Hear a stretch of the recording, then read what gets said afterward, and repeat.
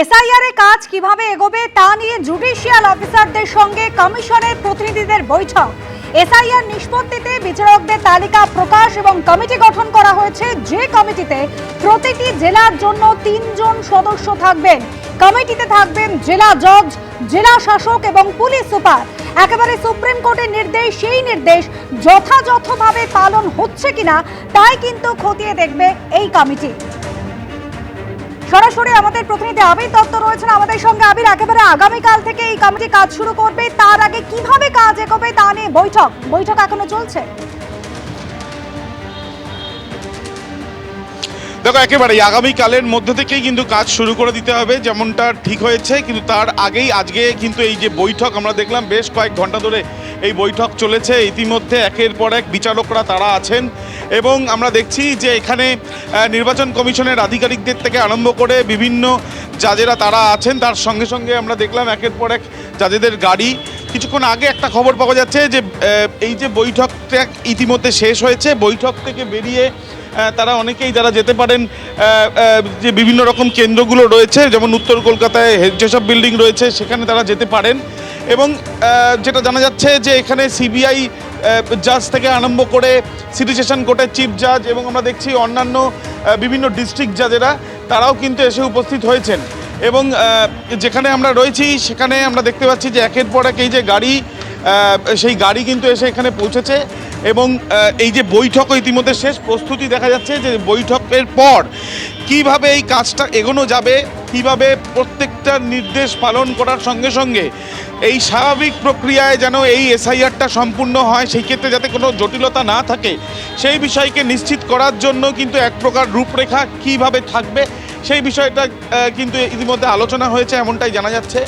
এবং আমরা দেখছি যে যারা এখানে উপস্থিত ছিলেন এই বৈঠকে, যে জাজেরা, তাদের গাড়িগুলোরও মুভমেন্ট ইতিমধ্যে শুরু হয়েছে। যেমনটা তোমায় জানাচ্ছিলাম যে এখানে এই একপ্রস্ত বৈঠক শেষ হয়েছে এবং যেটা সম্ভাবনা রয়েছে যে রেকি করতে তারা যেসব বিল্ডিংও যেতে পারেন বা অন্যান্য যে কেন্দ্রগুলোতে যেখানে এসআইআর প্রক্রিয়া চলছে সেখানেও তারা যেতে পারেন। এবং স্ক্রুটিনির এই যে প্রক্রিয়া যাতে সঠিকভাবে চলে, সেই জন্যই কিন্তু এই বৈঠকে কিভাবে কাজটা তারা করবেন সেই বিষয়টা নিশ্চিতভাবে প্রত্যেকের সঙ্গে আলোচনা করে নেওয়া। এবং সেই বিষয়টা কিন্তু করার জন্যই আমরা দেখছি আজ সকাল 11টা থেকে এই যে বৈঠক শুরু হয়েছে, সেই 11টার পর এখনও পর্যন্ত প্রায় 2 ঘন্টার কাছাকাছি, 11টা 10 নাগাদ বৈঠক শুরু হয়েছে, প্রায় 2 ঘন্টার কাছাকাছি এই বৈঠক চলেছে। আমি একবার দেখাতে বলবো দীপ্তেন্দুকে যে যেখানে আমরা দাঁড়িয়ে রয়েছি, এখানে আমরা দেখছি যে চিফ জাজ সিটি সেশন কোর্ট তার গাড়ি রয়েছে, পাশে সিবিআই কোর্টের যিনি বিচারক তার গাড়ি রয়েছে। যেটা আমরা খবর পেয়েছিলাম যে পক্সো থেকে আরম্ভ করে পক্সো কোর্ট এবং তার সাথে সাথে যেটা জানা যাচ্ছিল বলতে বলতে আমরা দেখছি আধিকারিকের গাড়ি বেরোচ্ছে। আমরা দেখছি নির্বাচন কমিশনের অবজারভারের গাড়ি বেরোচ্ছে এবং সেই অবজারভারের যে গাড়ি তার সঙ্গে সঙ্গে আমরা দেখছি যারা বৈঠকে উপস্থিত ছিলেন প্রত্যেকে বেরিয়ে আসছেন। সরাসরি সেই ছবি আমরা দেখছি নির্বাচন কমিশনের এই যে সঙ্গে যে বৈঠক হাইকোর্টের নির্দেশে, সরাসরি আমরা দেখছি যে বৈঠকে উপস্থিত ছিলেন আমরা চিফ জাজকে দেখতে পাচ্ছি এবং তার সাথে এখানে এই যে বৈঠক সেরে প্রত্যেকে এসে পৌঁছেছেন।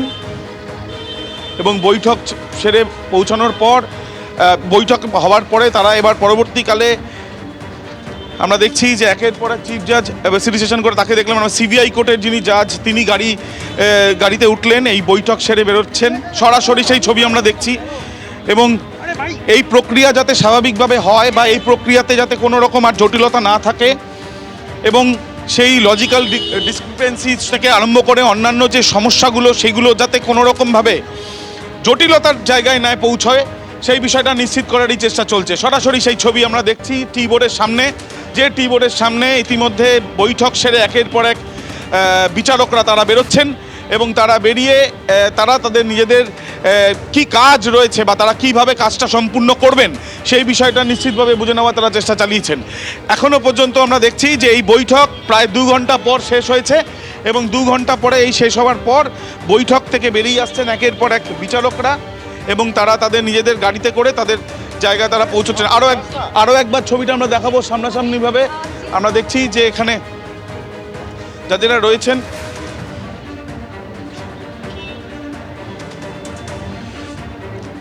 আমরা দেখছি জাজ রয়েছেন।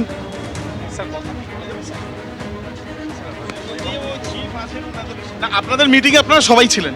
হ্যাঁ, সবাই ছিল। দেখাই গেল যে মিটিংয়ে সবাই ছিলেন। আমরা অনুমতি নিয়ে একজন বিচারকের সঙ্গে কথা বললাম। তিনি যেটা জানাচ্ছেন যে প্রত্যেকে ছিলেন এবং যিনি চিফ রয়েছেন সেই অনুযায়ী তাদের যদি নির্দেশ থাকে সেই ক্ষেত্রে তারা তাদের বক্তব্য দিতে পারেন, এমনটাই তারা বলছেন।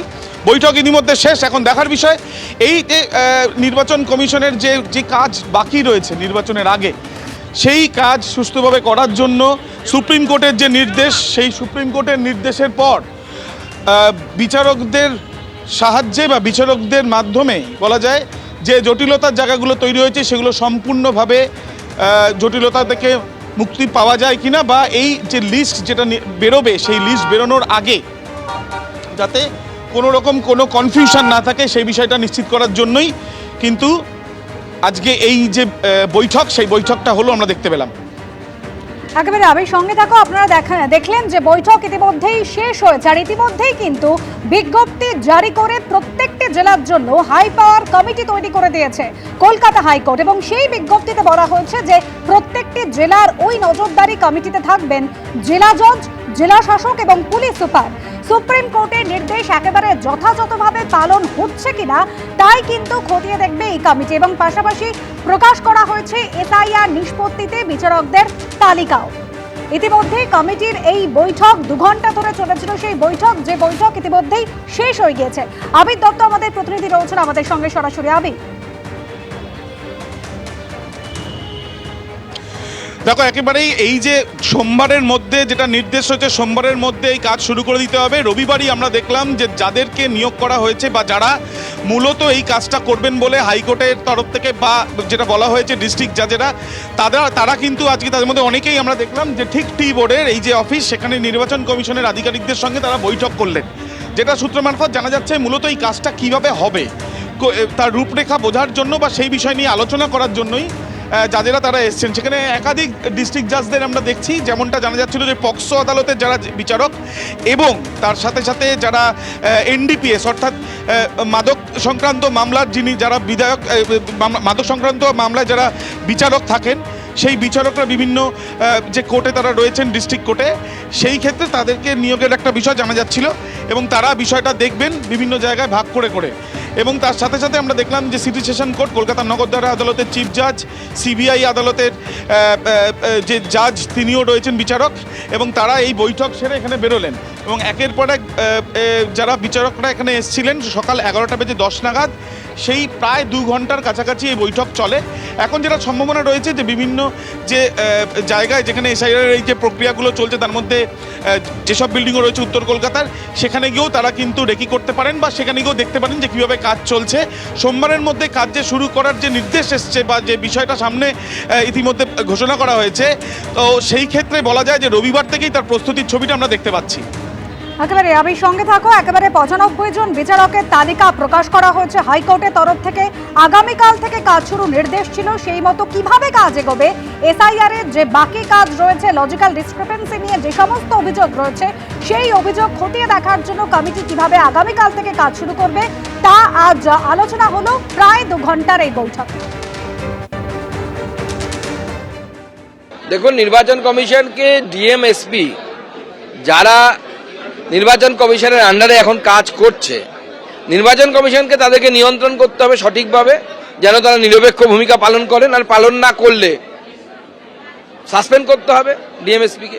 যা হবে, আমাদের বক্তব্য একটা স্পষ্ট, যারা ভারতীয় নাগরিক তারা ভোট দেবে, যারা ভারতীয় নাগরিক নয় তারা ভোট দেবে না। দেখুন, সুপ্রিম কোর্ট পুরোপুরি বলে দিয়েছে যে এই প্রশাসন ব্যর্থ, অপদার্থ এবং এদের নিরপেক্ষতা বলে কিছু নেই। সেটা মমতা বন্দ্যোপাধ্যায়ের সরকার, সেটা সুপ্রিম কোর্ট প্রধান বিচারপতি বলে দিয়েছে। আর কোনো সিলমোহরের প্রয়োজন নেই, পুরো আইএসআই মার্ক যুক্ত হয়ে গেছে। মুখ্য নির্বাচনের আধিকারিকের দপ্তর সূত্রে খবর, প্রত্যেক বিধানসভা কেন্দ্রের জন্য একজন করে জুডিশিয়াল অফিসার চাওয়া হয়েছে এবং আগামীকাল থেকেই এই জুডিশিয়াল অফিসারদের নজরদারিতে তথ্য যাচাইয়ের কাজ শুরু হতে চলেছে। গোটা প্রক্রিয়া সিসিটিভি ক্যামেরা নজরদারিতে চলবে।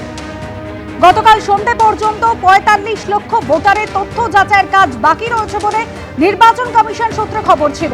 আর গতকাল জেলা জজদের নিয়ে একটি ভার্চুয়াল বৈঠকও করেছিলেন হাইকোর্টের প্রধান বিচারপতি। তারপর আজকে এই বৈঠক সম্পন্ন হলো।